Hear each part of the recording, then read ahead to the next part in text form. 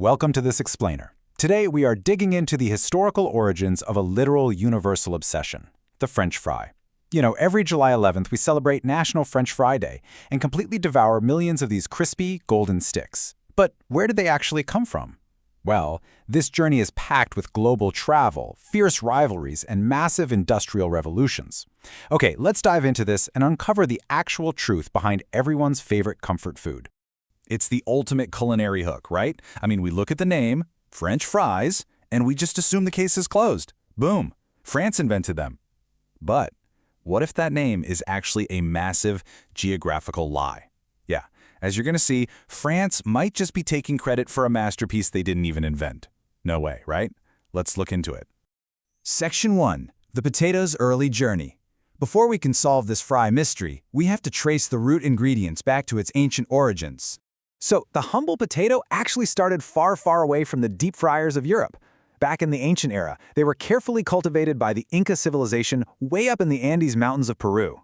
Fast forward a bit, and Spanish explorers brought them across the Atlantic, introducing them to Europe in the 16th century. But, and this is hilarious, the 17th century European reaction was basically sheer terror. Seriously, because it grew underground and belonged to the nightshade family, people literally thought this weird, lumpy tuber was poisonous or even caused diseases.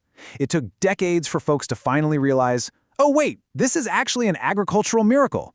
Section 2. The Great Fry Debate. Belgium versus France. Now, what's really interesting about this slide is the fierce historical rivalry over who actually invented the frying technique. We have two fiercely competing narratives here. On the Belgian side of the ring, villagers along the River Meuse traditionally survived by catching and frying small fish. But when the harsh winter rivers froze solid, they obviously couldn't fish. So they brilliantly improvised. They sliced potatoes into the shape of little fish and fried those instead. It's an amazing story of culinary survival. But then, on the French side, food historians argue the fry was invented right in the bustling heart of Paris. They claim street vendors were selling cheap, hot potato slices to the masses on the Pont Neuf Bridge just before the French Revolution. So, who do you believe? Section 3. Why are they called French fries? Which brings us to the big question. If the Belgians have such a rock-solid claim, how did this dish become universally known as French? Well, it all comes down to a monumental linguistic accident. Picture this. During World War I, American soldiers stationed in Belgium were being served these amazing, hot, fried potatoes by their allies. But, and here is the kicker, because the official language of the Belgian army at the time was French, the Americans mistakenly attributed the dish to France. They went home absolutely raving about French fries to anyone who would listen, and boom, a massive cultural naming convention was born out of a simple battlefield misunderstanding, literally just a mix-up. Section 4. Taking over America. Let's shift the narrative across the Atlantic and see how fries transitioned from a European novelty to a total American staple. The evolution of fries in America is a fascinating three-step journey. First off, they were quite literally food for the elite. Thomas Jefferson actually served a version of French fries during a White House dinner. That brought them straight into the realm of American fine dining. Then, step 2 shows the democratization of the fry. By the early 20th century, early American diners had adopted the dish, making it a beloved, accessible side order for the working class. Finally, step 3 is where the whole thing absolutely exploded.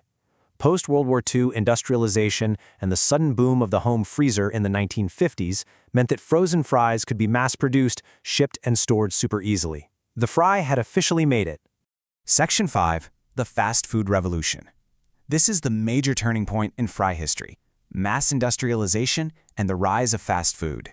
To really understand why the modern fry looks and tastes the exact way it does today, you have to look to Ray Kroc. He was the visionary behind McDonald's global expansion. To scale his business, he knew the fries had to taste identical whether you were in California or New York.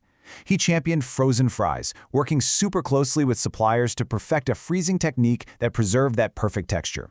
Plus, he insisted on the nearly exclusive use of the russet Burbank potato, which is known for its perfect starch content and large size. By mastering this frozen global supply chain, McDonald's essentially turned a simple side dish into a literal marvel of agricultural consistency. But hey, standardizing the potato is only half the battle. Cooking it? That is where the science really happens. The secret to that perfect double-fried texture relies entirely on the Maillard reaction. So what is that? It's the chemical reaction between amino acids and reducing sugars that happens when you apply high heat.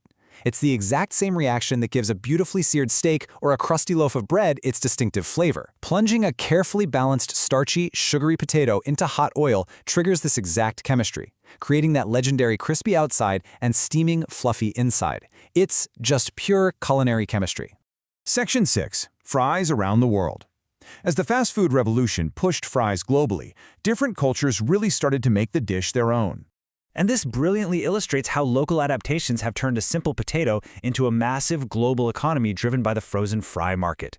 Just think about your personal favorite way to eat fries. You've got the thick-cut, mayonnaise-dipped Belgian frites, or the malt vinegar-soaked British chips. Up in Canada, they created poutine, which is absolutely incredible, by the way, by smothering fries in cheese curds and rich gravy. Out in California, you have heavily loaded animal-style fries with caramelized onions and a signature spread.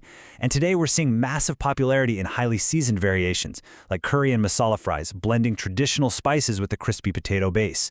The market has evolved to cater to virtually every single flavor profile on Earth. Which brings us right to the edge of tomorrow. I mean, we've gone from ancient Incas to frozen Belgian riverbanks all the way to modern drive-thrus. But today, with the push towards sustainability, the massive explosion of healthy air frying, and some really bold plant-based innovations, I leave you with this. What will the fry of the future look like? Will the russet Burbank still reign supreme? Or is the next great potato revolution just around the corner? Thank you so much for joining me on this explainer, and I'll catch you on the next one.